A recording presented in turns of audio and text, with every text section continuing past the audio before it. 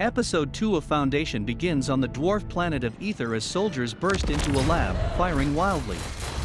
This happens to be a biohacking facility, and the woman in charge is also responsible for dishing out the explosives used by the bombers during Episode 1's shocking twist.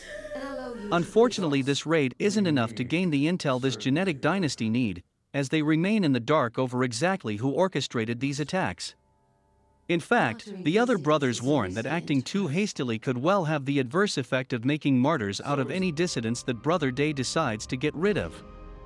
Meanwhile, Gaul continues her mantra of repeating the number sequence aboard their ship.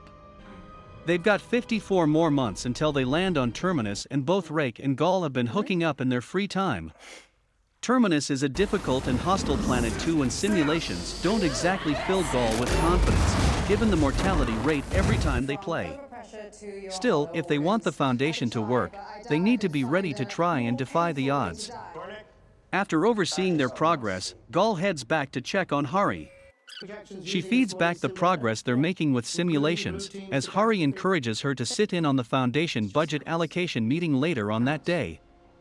Just before Gaul attends, she engages in an important and cryptic conversation with Rake outside. She admits that Hari's calculations haven't been fully worked out yet, and the puzzle could well change. According to her, there are pieces missing, but enough that it could reshape into a completely different picture. Tensions mount on the ship between Rake and Hari, though, while they sit and eat together. As the latter tells tales of Rake's birth parents, Rake lashes out and comments how Hari's got his history wrong. Back on Tranton, Brother Day continues to try and find those responsible for the bombings. He's convinced that the Anacreon are behind this, especially when one of their women translates the bomber's last words as "Long live the Outer Reach."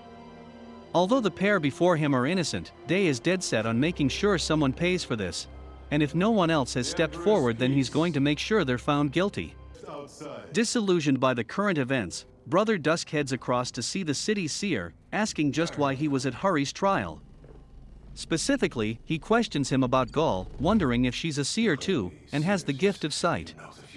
This plays on his mind back at the palace too, deciding to meet both the Anacreon and the Spin delegates in private. He speaks to them both individually, with the pair reiterating how loyal they are to the Empire. They believe there's someone else out there pulling the strings from the shadows. Having heard enough, Dusk decides to leave but warns that they will die. As he walks out, the camera pans up to show the other brothers watching from a balcony, commenting how he's declining. Brother Day decides to, seize the day and steps up as the strong voice of the Empire.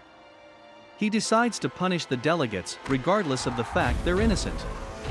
As they're hung for their deeds, this single act looks set to fan the flames of war. As the episode closes out, back aboard the ship bound for Terminus, Gaul walks in on Rake stabbing Hari to death. Given the bad blood between them, he grabs Gaul and throws her in a tank, submerged with water, and launching it out to space.